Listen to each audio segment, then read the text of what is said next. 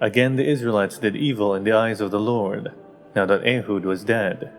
So the Lord sold them into the hands of Jabin king of Canaan, who reigned in Hazor. Sisera, the commander of his army, was based in Harosheth Haggoyim, because he had 900 chariots fitted with iron, and had cruelly oppressed the Israelites for 20 years. They cried to the Lord for help. Now Deborah, a prophet, the wife of Lappidoth, was leading Israel at that time. She held court under the Palm of Deborah between Ramah and Bethel, in the hill country of Ephraim, and the Israelites went up to her to have their disputes decided. She sent for Barak son of Abinoam from Kedesh in Naphtali, and said to him, "The Lord, the God of Israel, commands you, Go, take with you 10,000 men of Naphtali and Zebulun, and lead them up to Mount Tabor. I will lead Sisera, the commander of Jabin's army, with his chariots and his troops to the Kishon River, and give him into your hands." Barak said to her, "If you go with me, I will go, but if you don't go with me, I won't go." "Certainly I will go with you," said Deborah, "but because of the course you're taking, the honor will not be yours, for the Lord will deliver Sisera into the hands of a woman." So Deborah went with Barak to Kedesh. There Barak summoned Zebulun and Naphtali, and 10,000 men went up under his command. Deborah also went up with him. Now Heber the Canaanite had left the other Canaanites, the descendants of Hobab, Moses' brother-in-law, and pitched his tent by the great tree in Zaananim, near Kedesh.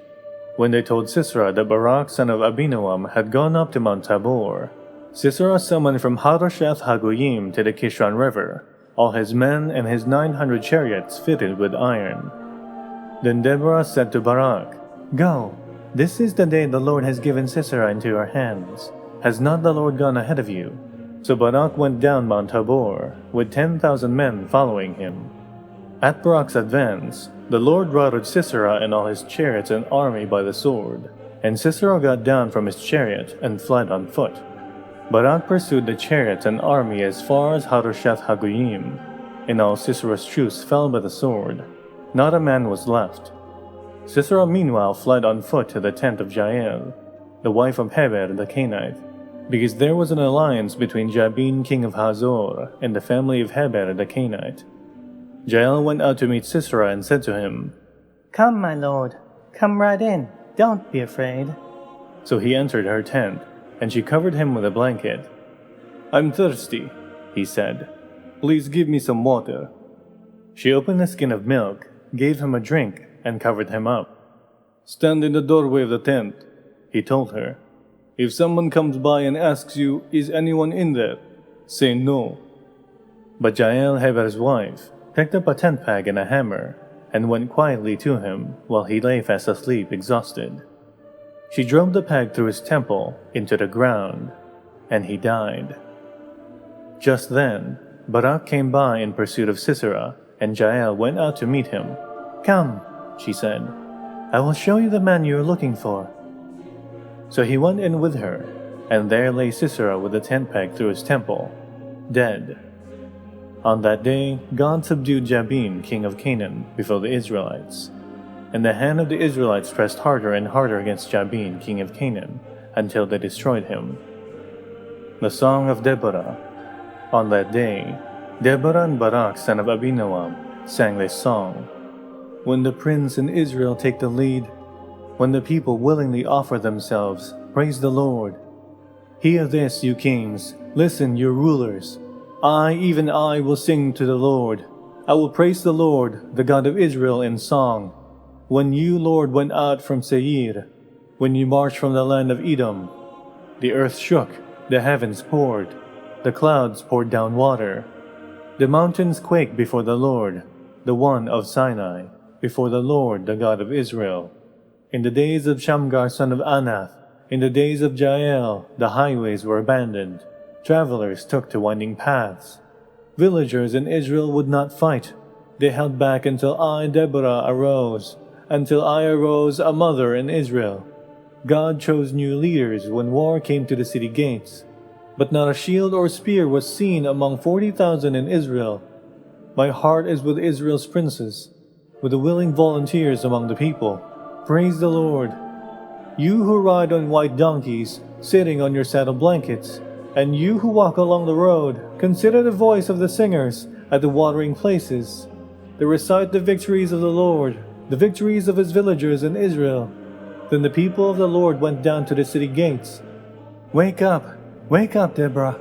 Wake up, wake up. Break out in song.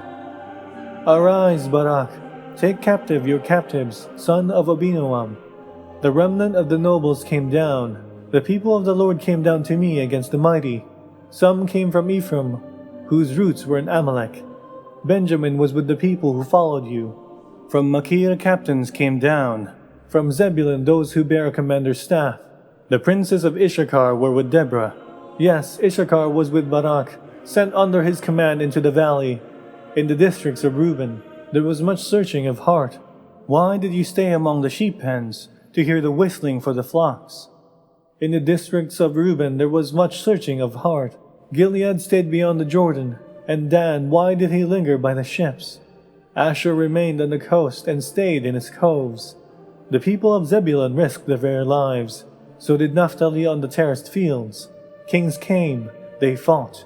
The kings of Canaan fought. At Taanach by the waters of Megiddo, they took no plunder of silver.